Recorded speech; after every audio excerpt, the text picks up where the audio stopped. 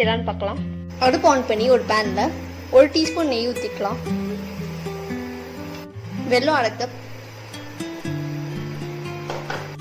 துருவின தேங்காய் 1 கப். இதெல்லாத்தையும் நல்லா மிக்ஸ் பண்ணிக்கலாம்.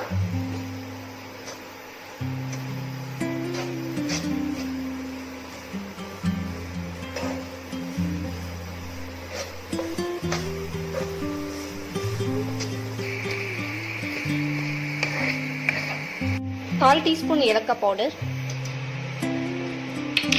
இது எல்லாத்தையும் நல்லா மிக்ஸ் பண்ணிடலாம்.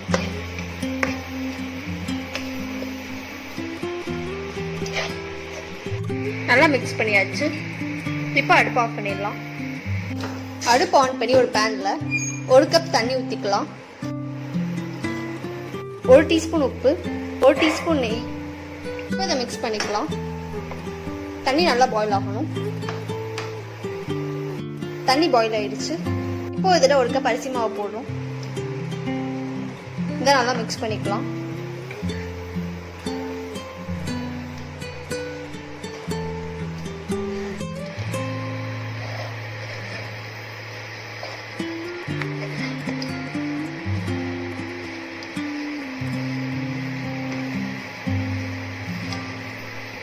நல்லா மிக்ஸ் பண்ணியாச்சு.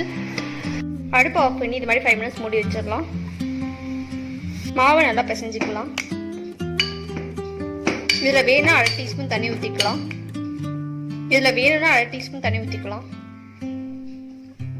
இது மாதிரி சின்ன உண்டியை எடுத்துக்கணும். இப்போ இதை ஃப்ளாட்டன் பண்ணிக்கலாம்.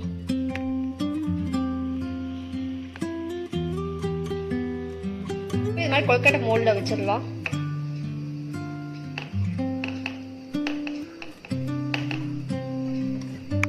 இது மாதிரி 2 சைடும் வச்சிடணும். இப்போ நடுவில் பூனத்தை ஸ்டஃப் பண்ணிடலாம்.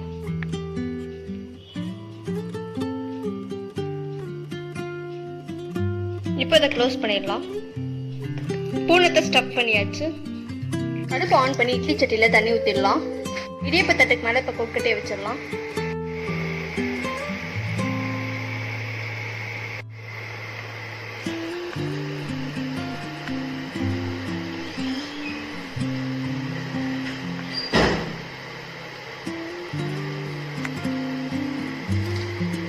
இப்போ இதை 10 நிமிஷம் வேக வச்சிடலாம்.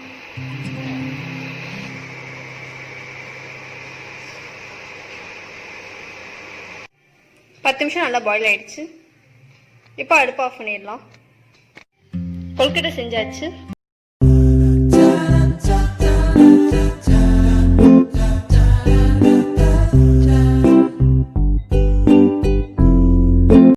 சுவியம் மாவு செய்ய தேவையான பொருட்கள்: 1 கப் பச்சரிசி, 1/4 கப் உளுந்து.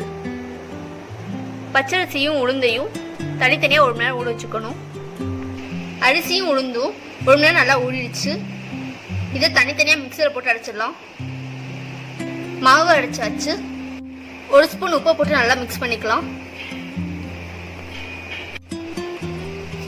சுவியத்துக்கு தேவையான ஸ்டஃபிங் செஞ்சிடலாம். 1 கப் வேக வச்ச கடலைப்பருப்பு, 1/2 கப் தேங்காய், 1/2 கப் வெல்லம், ஏலக்காய் 2. ஸ்டவ் ஆன் பண்ணி ஒரு பாத்திரத்தில் வெல்லம் போட்டுடலாம். 1 ஸ்பூன் தண்ணி ஊற்றினா போதும். இதை நல்லா மிக்ஸ் பண்ணிக்கலாம். பாகு வந்துருச்சு. இதில் இப்போ 1 கப் வேக வச்ச கடலைப்பருப்பை போடுறோம். தேங்காய் 1/2 கப், ஏலக்காய். இது எல்லாத்தையும் நல்லா மிக்ஸ் பண்ணிக்கலாம்.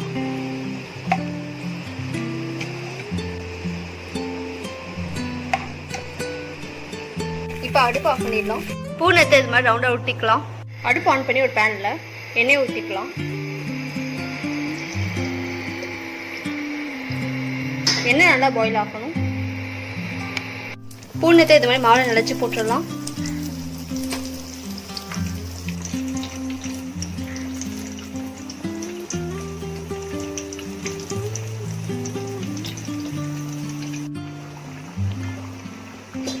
சுவியும் நல்லா ப்ரௌன் ஆயிடுச்சு.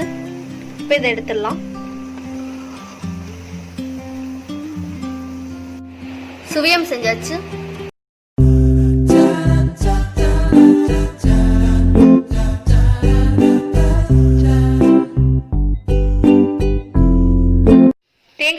லட்டு எப்படி செய்யலாம்னு பார்க்கலாம். அடுப்பு ஆன் பண்ணி ஒரு பேனில் 1 கப் ரவா போட்டுக்கலாம். ரவாவை 2 நிமிஷம் எடுத்துக்கலாம்.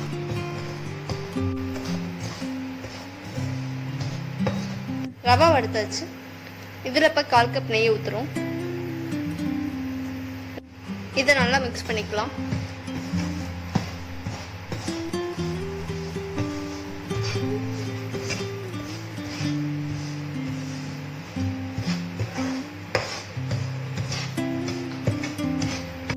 ரவா லைட் ப்ரௌன் ஆகிற வரைக்கும் வறுக்கணும்.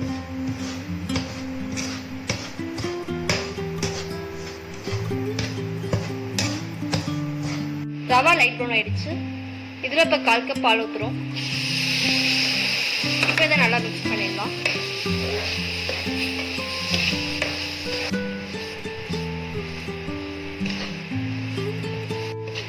நல்லா மிக்ஸ் பண்ணியாச்சு. இப்போ அடுப்பு ஆஃப் பண்ணிடலாம். ஆன் பண்ணி ஒரு பேனில் 1/2 கப் சுகர் போட்டுக்கலாம். 1/4 கப் தண்ணி. இப்போ இதை நல்லா மிக்ஸ் பண்ணணும். சுகர் எல்லாம் நல்லா டிசால்வ் ஆகணும்.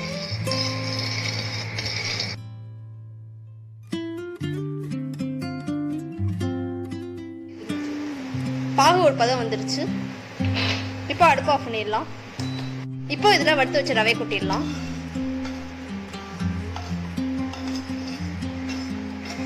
தேங்காய் 1/2 கப், 3 ஏலக்காய்.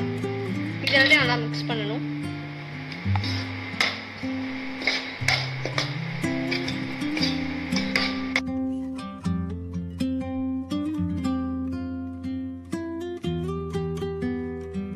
நல்லா மிக்ஸ் பண்ணியாச்சு. இப்போ இதை சின்ன உருண்டையா எடுத்துக்கலாம். லட்டை இது மாதிரி ரவுண்டா ஒட்டிக்கணும். இப்போ இதை துருவ தேங்காய் போட்டு எடுத்துடலாம்.